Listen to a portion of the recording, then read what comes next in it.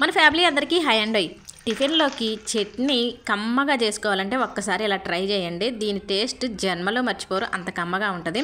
పుట్నాలు ఎండుమిర్చితో చేశాను. ఎలా చేశానంటే స్టవ్ వెలిగించి చిన్న కళాయి ఆయిల్ వేసి ఆయిల్ వేడెక్కిన తర్వాత ఒక 4 ఎండుమిర్చి వేయించి వేరే గిన్నెలో తీసుకున్నా. ఇక అదే ఆయిల్లో పోపు గింజలు, చిన్న ఉల్లిగడ్డ ముక్కలుగా కోసి వేసాను, 2 వెల్లుల్లి రెబ్బలు, కొద్దిగా కరివేపాకు వేసి ఉల్లి ముక్కలు కొద్దిగా వేగిన తర్వాత ఇందులోకి పుట్నాల పప్పు 3 స్పూన్లు వేస్తున్నానండి. పుట్నాల పప్పు వేసిన తర్వాత చింతపండు కొద్దిగా వేసానండి. కొద్దిగా అంటే 1 ఇంచుకు తక్కువ పండు వేసాను. ఈ చింతపండు, ఉల్లి ముక్కలు, కరివేపాకు, పోపు గింజలు ఇవన్నీ వేగిన తర్వాత స్టవ్ బంద్ చేసి ఒక 5 నిమిషాల తర్వాత మిక్సీ గిన్నెలో వేసేసాను. ముందు వేయించి పెట్టిన ఎండుమిర్చి కూడా మిక్సీ గిన్నెలో వేసి రుచికి సరిపడంత ఉప్పు వేసి ఒకసారి మిక్సీ ఆడించి ఇక అప్పుడప్పుడు కొద్దిగా నీళ్ళు పోసుకుంటూ ఇలా చట్నీ పట్టేసుకోవాలి. చట్నీ చూసారా మెత్తగా వెదిగింది. దాన్ని వేరే గిన్నెలోకి తీసుకొని మళ్ళీ తాలింపు పెట్టేసుకుందాం. స్టవ్ మీద చిన్న కళాయి పెట్టి ఆయిల్ వేసి ఆయిల్ వేడెక్కిన తర్వాత ఎండుమిర్చి, పోపు గింజలు, కరివేపాకు వేసాను.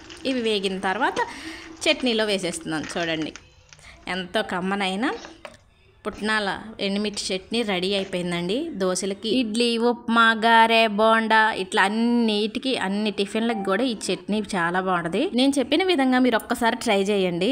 మీరే మళ్ళీ నాకు కామెంట్ పెడతారు చట్నీ బాగుంది సిస్టర్ అని. సరేనా? వీడియో నచ్చితే లైక్ కొట్టండి అబ్బా.